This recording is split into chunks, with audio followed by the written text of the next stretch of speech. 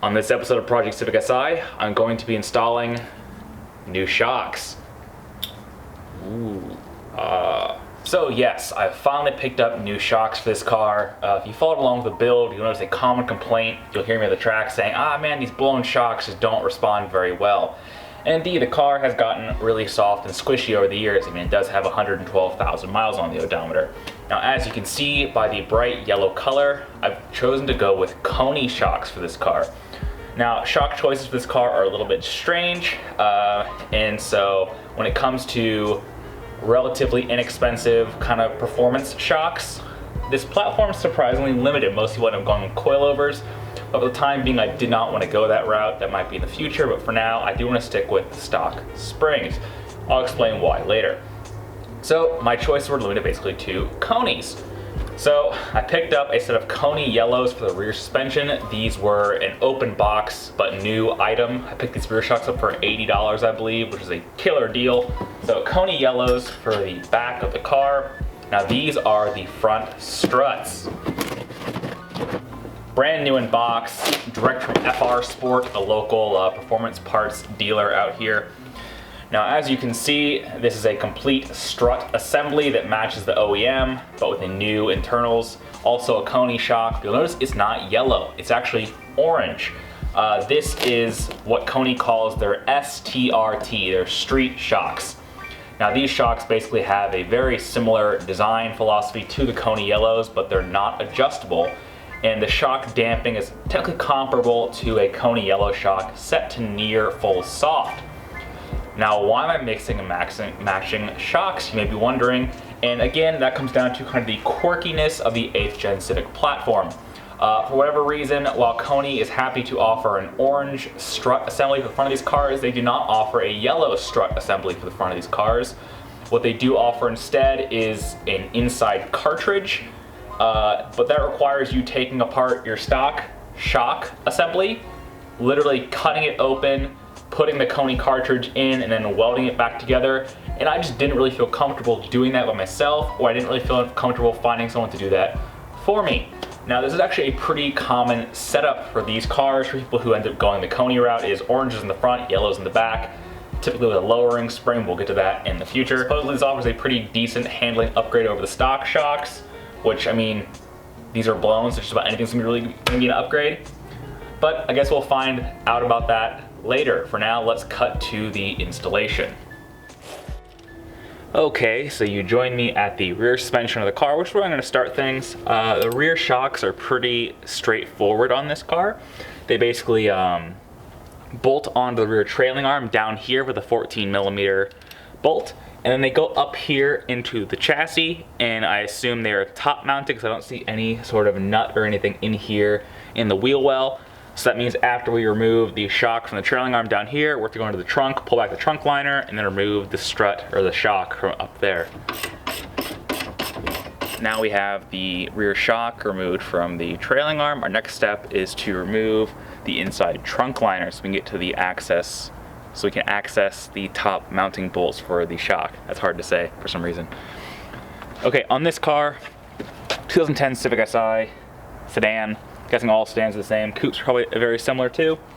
There are a series of plastic clips throughout here in the trunk liner that kind of bolt it onto the car. They're a bit different from most Japanese cars where they actually they're keyed, so you'd like stick a flathead in and turn the flathead and then pop them off with your trim removal tool and a flathead screwdriver. I figured the best way to do this is just to remove everything in the trunk liner. So lift up the spare tire cover, and you'll see this plastic trim piece here on the edge of the trunk. Has a little cover, pry it off, and this is only held on with clips, so just pull it straight up gently and this pops off. Set that aside. And now we have full access to the trunk liner.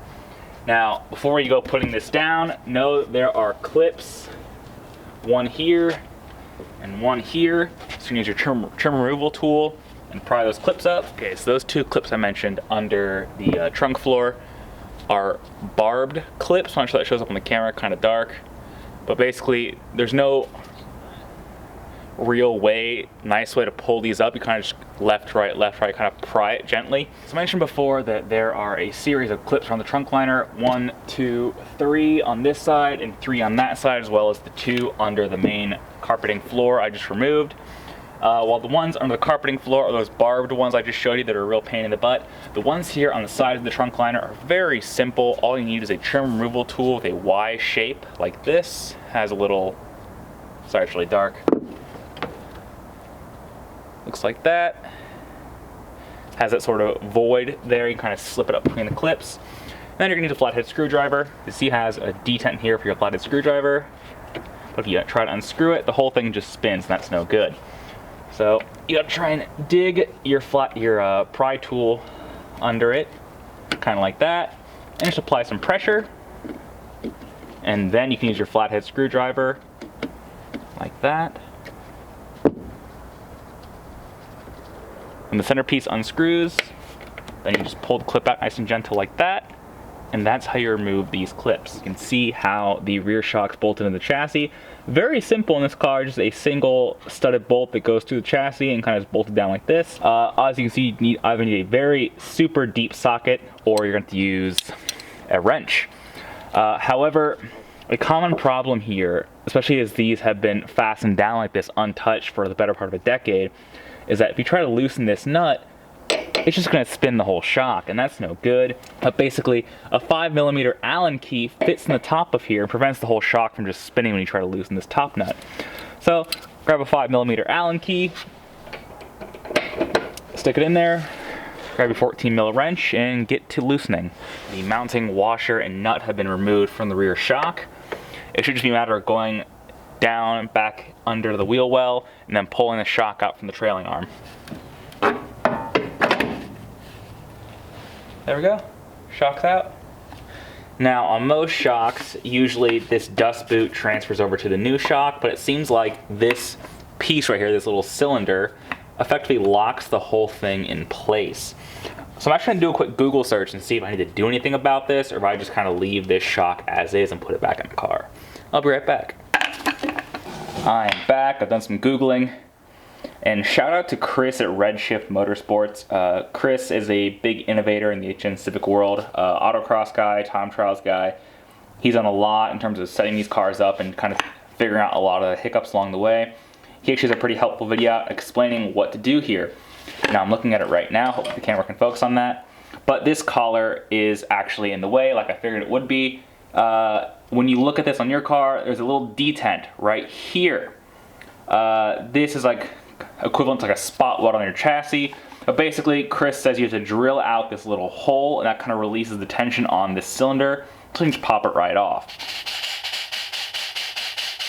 Online, it made it sound like pretty simple, like, oh, just drill out the little spot weld and just pull and it comes right out. I've been drilling at this aluminum circle on the end of this shock for about 30 minutes now, and I've only just now beat the crap out of this thing enough to get it to come off my car. I had it in the vise a couple times, yanked on it, pulled on it, used pliers. Just keep drilling this spot weld out. I mean, really go hard. Like, I'm sure this shock is junk now, but I finally got loosened where it pulled off like that. That's the cylinder. You just drill like a 1/4-inch hole in that sucker and go real deep. Don't be afraid to hurt the shock. It'll come off eventually. No joke. The second one took an hour to get off the shock. Fuck these things.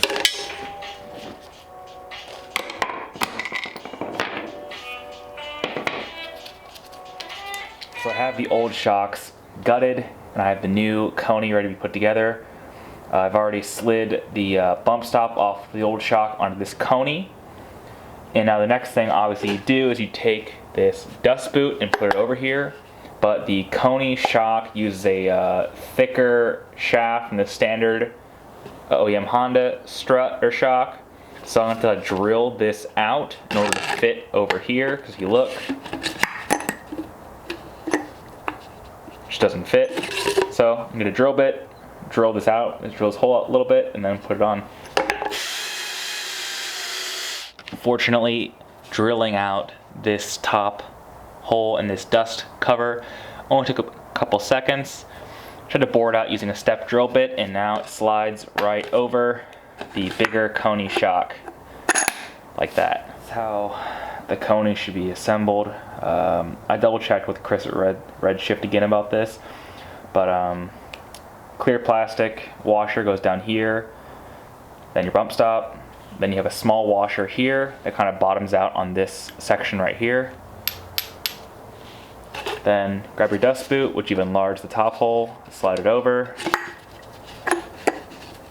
and it rests on that washer. Then there's another washer supplied by Koni that goes right here. This is it. Then there is this cylinder piece that slides here. It kind of replicates what the stock one had. Then this rubber body mount bushing goes on, which might need a bit of persuasion. Oh, there it goes. Okay, and the body mount is on. Good God. And then this slides up into the chassis of the car, where this bigger washer, then a lock washer, then a nut goes on top. So let's reinstall it. More complications with the Koni shocks, oh my God. This rear shock, I guess the bushing Koni uses is really big. It's a really tight fit in the shock mount here on the trailing arms. It's not actually going in the hole all the way. I need to figure out what to do about this. I feel like everything else with these rear shocks, it seems overly complicated for some reason. So I basically got this to line up. It's not quite there yet, but basically what I had to do is force the shock kind of this way and that way and this way and that way until it kind of slid into place. And I jammed a screwdriver in the hole here and kind of wrenched on it until it slid back into place. Update, I've been trying to get this lower shock bolt in for God knows how long, and for whatever reason, even though the hole is perfectly lined up, it would not go through no matter what I did, until I busted out my 5-pound sludge and literally just smacked the crap out of it and forced it through. Fortunately, this top section is pretty straightforward. Put it on the big flat washer, use the frickin' lock washer beneath it, then put the nut down. It's a 19 mil, and just crank that sucker down. You're gonna need a deep socket because eventually this strut's gonna pull up. And yeah, so crank it down through deep socket 19, and then you're done. Okay, round 2. As you can see, it's the next day. The sun is out, thankfully. I got the rear suspension wrapped up. Ended up being around midnight by the time I was done. Obviously, things were a little bit tougher than I anticipated with just a rear shock change. I basically had a first-class ticket to riding on the struggle bus. As you saw, between having to like drill out pinch welds on the shock and issues with fitment and everything else, ended up being a lot more work than I thought. But hopefully for anyone watching, that means you kind of now have the tips and tricks to figure out how to make it much smoother on your car. Fortunately, the construction of the Konis is such that they're very easy to swap in and out versus the stock ones, nothing to drill out or really modify. And indeed, last night I just drove the car on the block really fast to make sure there was nothing like no noise or issues with the suspension. It seems like it's good. So we're gonna move on to the front. As you can see, car's on jack stands, front wheels are off. I took the stock struts out before when I was doing the control arm bushing, so hopefully everything kind of comes apart quite nicely.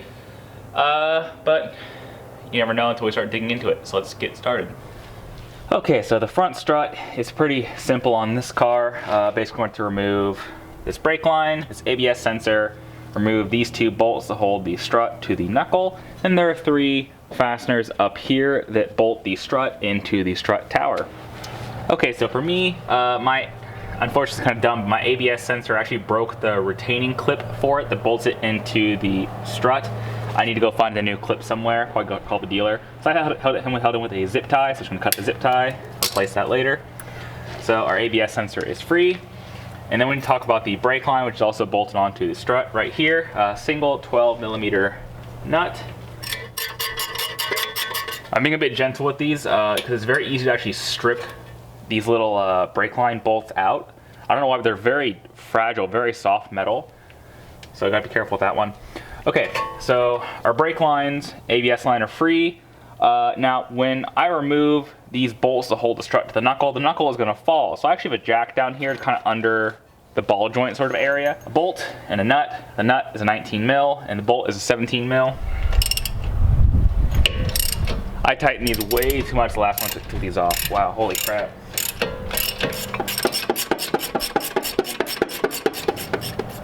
Ah, there we go. Okay, so now our strut and knuckle are free. We go to the top of the car now. We're at the top of the car, and unlike a lot of cars, you can't really see the strut top on this thing. That's because, for better or worse, Honda's put this massive cowl on the 8th Gen Civic, and the struts are actually back here, which is quite annoying. Fortunately, or unfortunately, depending on your opinion, Honda's brought this little access hole right here.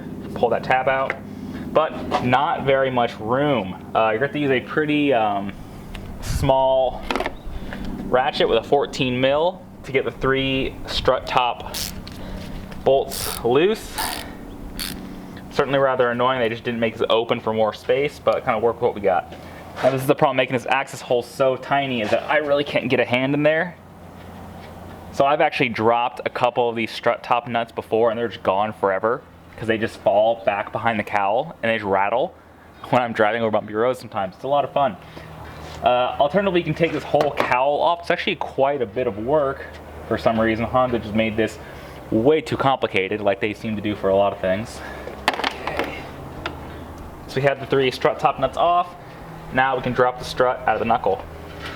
Whew, sorry about that. I accidentally turned the camera off for a second for some reason. But anyway, the front strut assembly is out of the car. Had a bit of difficulty getting it out initially because basically the strut sits on top of the knuckle. And there's a point where the car just doesn't want to droop any further, kind of preventing you from getting it out. So, if you notice, whoop, these OE style struts are ridged right here. So basically the knuckle only goes into the strut one way.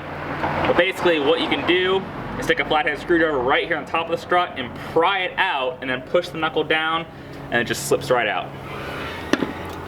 So let's take this guy apart. Okay, so now we have the strut assembly out of the car. It comes down to the most fun part that everyone loves when it comes to dealing with strut type suspensions, and that is taking it apart.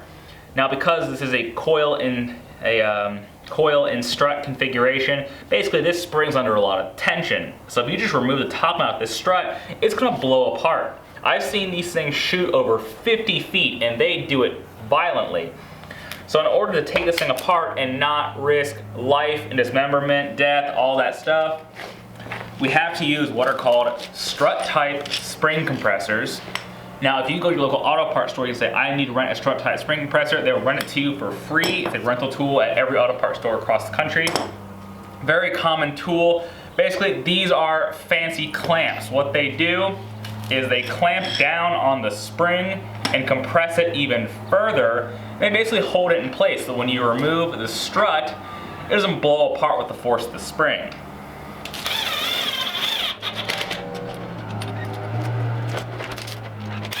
But as you can see, you basically want to put the spring compressors on opposing side of the spring, kind of evenly distribute the force. In this case, I was able to grab 4 coils with this side, but only 2 on this side. Again, depending on the shape of your strut and the shape of your springs, that kind of happens. Top nut on a stock strut for the Civic Si is a 17 mil. Again, something like an electric impact gun. It's going to make this a much quicker job for you. But let's take this apart and see what we've got. There's the strut. Dust boot came apart in pieces. It's kind of normal, just heat cycled out. I knew it was junk. Then we've got the strut top here, which just twists off. There's our stock spring in good shape. Put that over there. Take a look at our top hat. So I bought replacement top hats just because I was curious what condition these would be in after 100,000 miles. But they still seem to turn freely and don't make any noise. So I guess for the time being, I'm just going to reuse them. They also include an upper bump stop in here. Cool. All right, let's grab the Koni and kind of transfer the parts over.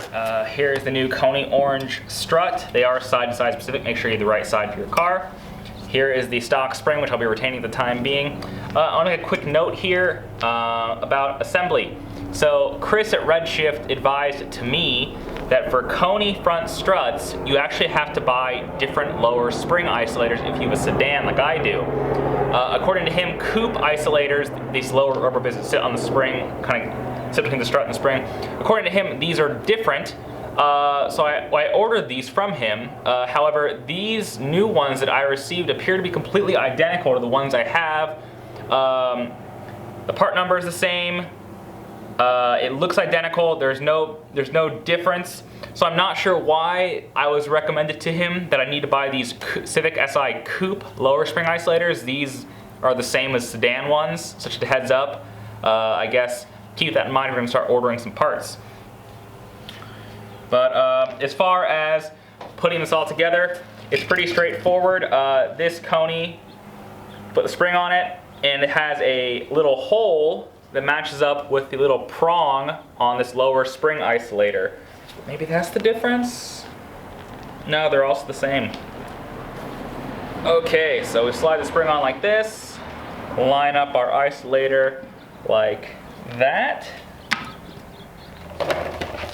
Oh, hello again. Sorry, I have a lot of notes to give based on things I've been doing, things I've been told.